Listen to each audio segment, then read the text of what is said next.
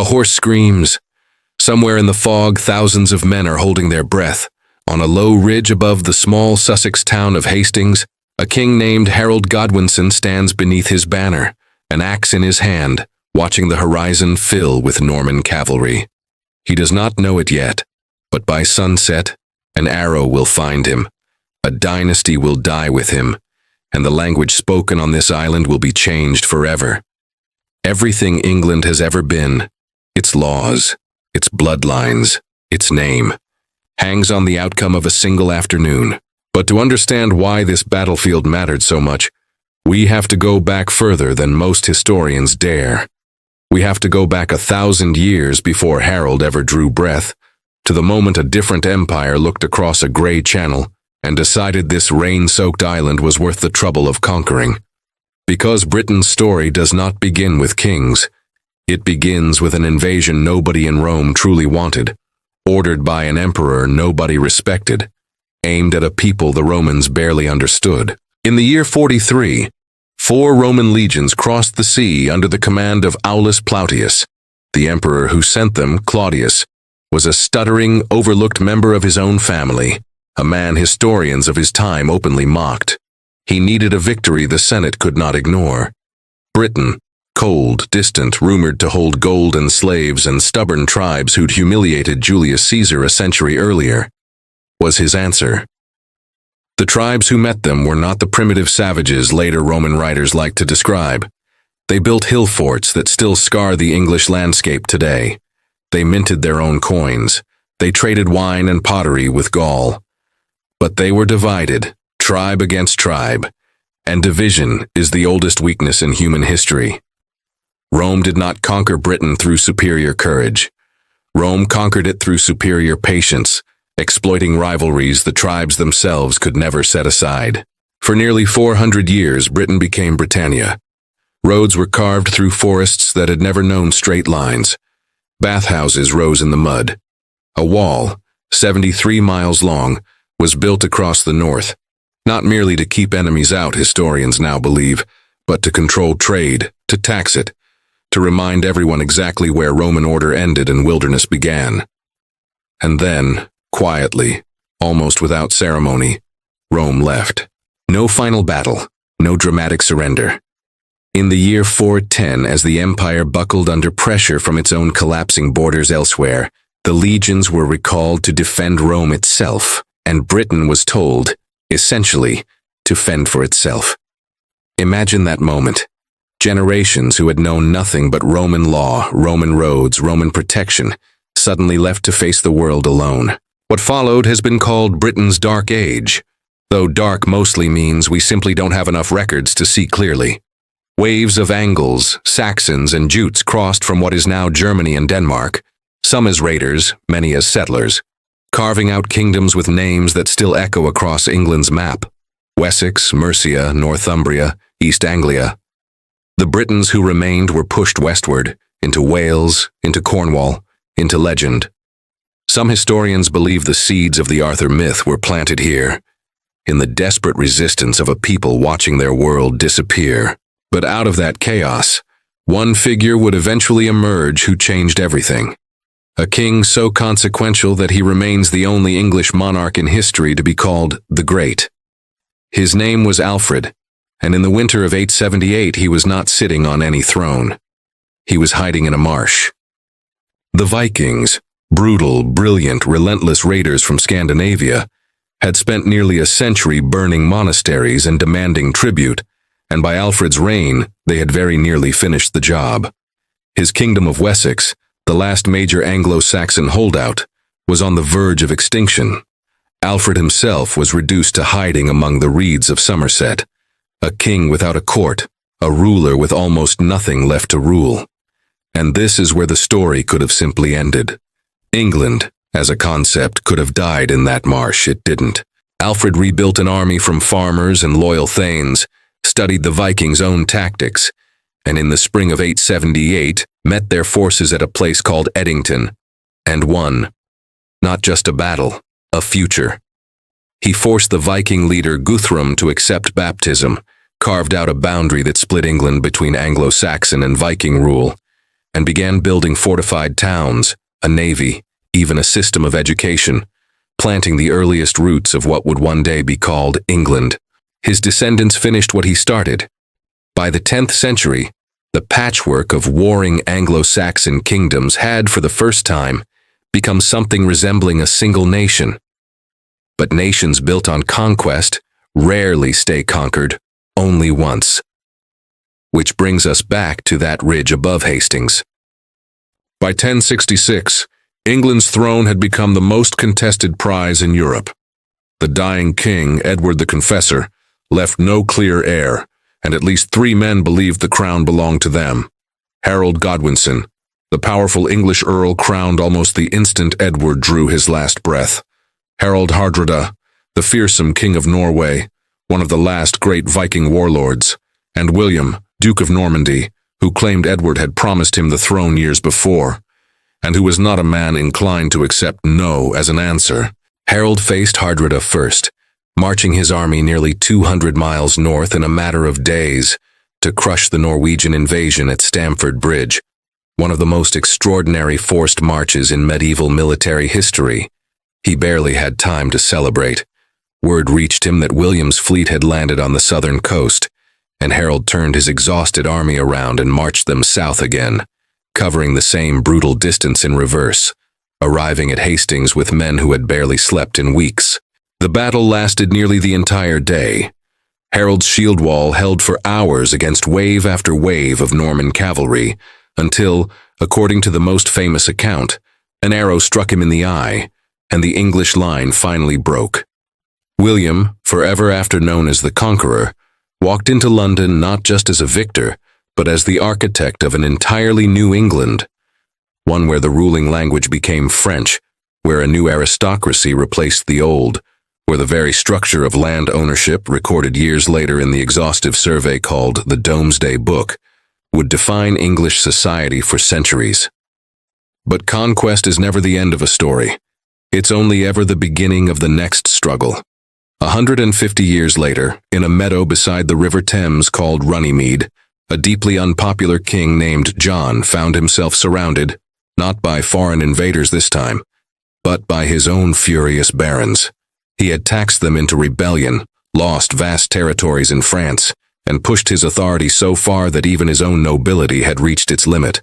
What they forced him to sign that June morning in 1215 was never intended as a grand declaration of universal freedom. Magna Carta was, at its core, a document written by nobles to protect noble privileges. But buried within its clauses was an idea more dangerous than anyone realized at the time, that even a king was bound by law. That idea would not stay contained. Centuries later, revolutionaries on the other side of an ocean would cite this 13th century parchment as inspiration for an entirely different nation's founding documents. England, it seemed, kept accidentally inventing ideas bigger than itself. Then came the plague. In 1348, ships arrived at English ports carrying something far more devastating than any army, a disease later generations would call the Black Death. Nobody understood what caused it. Physicians blamed bad air, sin, the alignment of planets. In truth, it was carried by fleas on rats, spreading through crowded medieval towns with horrifying speed. Within roughly 2 years, it is estimated that 1/3 to half of England's population died. Entire villages vanished from the map. Priests ran out of prayers for the dying. And yet from this almost unimaginable catastrophe, something unexpected happened. The labor market itself was transformed. With so many peasants dead, the survivors who remained to work the land suddenly held leverage they'd never had before. Wages rose. The rigid feudal system that had bound serfs to their lords for centuries began, slowly, irreversibly, to crack. Catastrophe, again and again in this island's history, seemed to be the price of change. By the 15th century, England tore itself apart from the inside, as 2 branches of the same royal family, the houses of Lancaster and York, fought a brutal, decades-long civil war for the crown. Historians would later romanticize it with a name borrowed from heraldry, the Wars of the Roses. There was little romantic about it. Kings were murdered in towers, princes vanished, presumed killed by their own uncle. Battlefields shifted the crown from head to head like a cruel game with no rules.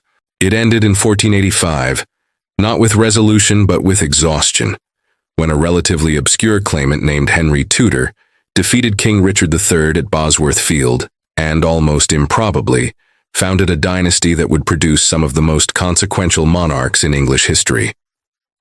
His son, Henry VIII, wanted one thing above all else: a male heir. When the Pope refused to annul his first marriage, Henry did something almost unthinkable for a Christian king of his era. He broke from Rome entirely, declared himself head of the Church of England, and unleashed religious upheaval that would tear at the country for generations, closing monasteries, seizing their vast wealth, executing those who refused to bend.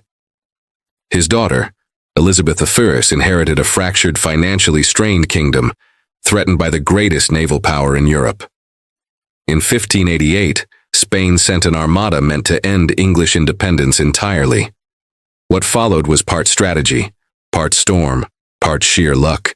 English ships harried the Spanish fleet through the Channel, fireships scattered their formation, and brutal Atlantic weather did the rest.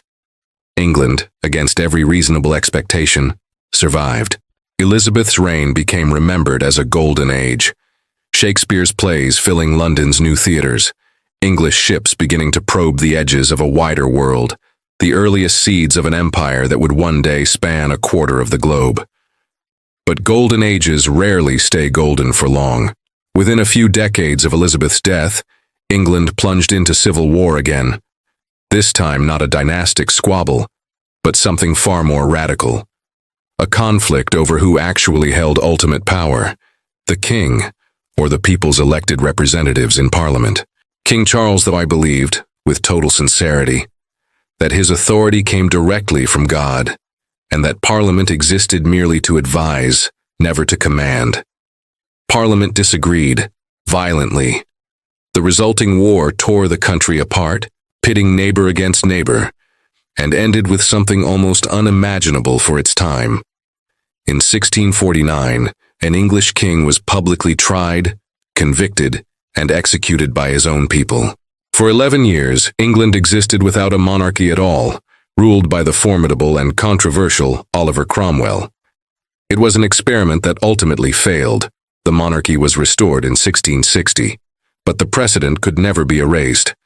England had proven, decades before any modern revolution, that even a king's head was not beyond the reach of his own subjects' judgment. From the ashes of that turmoil, Britain turned its ambitions outward. Trading companies, backed by royal charters, began carving out footholds in India, in the Caribbean, along the coasts of Africa and North America. What started as commercial ventures gradually hardened into something far more consequential. An empire built on trade routes, on plantations, on the devastating machinery of the transatlantic slave trade, which forcibly transported millions of Africans across the ocean to labor under brutal conditions in British colonies. This is a part of the story documentaries too often rush past. The wealth that funded Britain's later industrial rise was inseparable from centuries of exploitation, from sugar harvested by enslaved hands, from Indian textiles undercut and controlled, from colonies governed for the benefit of a distant crown. Historians continue to debate the full weight of empire's legacy, but few dispute that its foundations were built on immense human suffering alongside genuine technological and economic achievement. And then, in the late 18th century, Britain did something no nation on earth had ever done before. It industrialized. Steam power transformed everything. Coal-fired engines that once merely pumped water from mines began driving textile looms, then locomotives, then entire cities' worth of factories. Manchester, once a modest market town, exploded into a smoke-choked industrial giant nicknamed Cottonopolis. Rural laborers poured into cramped, disease-ridden cities in numbers history had never seen, chasing wages in factories that offered little safety and less mercy. It was brutal for the people who lived through it. Child labor, 16-hour shifts, air thick enough to blacken lungs by middle age. But it was also the engine that made Britain, for a time, the wealthiest and most powerful nation on the planet, its navy unmatched, its factories exporting goods to every corner of an empire that, by the height of the 19th century, ruled roughly a quarter of the Earth's land and population. They called it the empire on which the sun never set. No one imagined in that era of unmatched confidence how quickly the sun could begin to lower. In the summer of 1914, an assassination in a city few Britons could have located on a map triggered a chain of alliances that dragged the entire continent into war. Britain, bound by treaty to defend Belgium's neutrality, declared war on Germany, and within months a generation of young men, who had marched off expecting a swift, glorious campaign, found themselves trapped instead in trenches, facing machine guns and artillery that made courage almost meaningless. On a single day in July 1916, the first day of the Battle of the Somme, British forces suffered roughly 57,000 casualties, the bloodiest day in the history of the British Army. By the war's end in 1918, nearly 1 million British and Empire soldiers were dead. The old certainties of empire, of glory, of unquestioned British supremacy had been buried with them in the mud of France and Belgium. Barely 2 decades of uneasy peace later, the world tore itself apart again. This time, the war arrived at Britain's own doorstep. Through the autumn of 1940, German bombers pounded London and other cities night after night in a campaign the British called the Blitz, killing tens of thousands of civilians, flattening entire neighborhoods, testing whether the will of an ordinary population could simply be bombed into surrender. It could not. Britain, standing alone against Nazi Germany after the fall of France, became, in Winston Churchill's own defiant words to Parliament, a nation resolved to fight on the beaches, in the fields, and in the streets, whatever the cost. That resolve, combined eventually with American and Soviet strength, helped turn the tide of the entire war. But victory, when it finally came in 1945, arrived alongside an uncomfortable truth Britain could no longer avoid. The empire that had defined the nation for centuries was already dying. The financial cost of the war had left Britain nearly bankrupt, dependent on American loans, no longer able to sustain the vast military and administrative machinery that global empire required. In 1947, India, the empire's largest and most valuable colony, won its independence, partitioned amid violence that killed hundreds of thousands and displaced millions. Over the following decades, colony after colony followed, from Africa to the Caribbean to Southeast Asia, until the empire that had once spanned a quarter of the world contracted piece by piece into a scattering of small overseas territories and a loose voluntary association called the Commonwealth. Britain had to reinvent itself almost from scratch as something entirely new. Not an empire, but simply a nation among nations. Out of that reckoning came a different kind of ambition. In 1948, the government founded the National Health Service, promising free health care to every citizen regardless of wealth, a radical experiment in a country still digging itself out of rubble. Waves of immigrants from former colonies, invited to help rebuild a labor-starved post-war economy, began reshaping British cities into something more diverse than they had ever been, laying the groundwork for the multicultural nation Britain would become, even as that transformation brought its own decades of tension and debate that continue today. Which brings the story, at last, back to the present, to a nation that spent 2,000 years being invaded, unified, torn apart, rebuilt, and reinvented more times than almost any country on Earth. A nation shaped by Roman engineers, Anglo-Saxon settlers, Viking raiders, Norman conquerors, plague survivors, revolutionaries, industrialists, and the descendants of an empire it once ruled, and now shares a complicated, unresolved relationship with. Every law debated in Parliament today still carries fingerprints from that muddy field at Runnymede. Every hospital bed in the NHS still echoes decisions made in the rubble of 1945. Every conversation about identity, immigration, and Britain's place in the world is still, in some sense, a continuation of arguments that began the moment Rome's legions first waded ashore 2,000 years ago. History, on this island, was never really a straight line.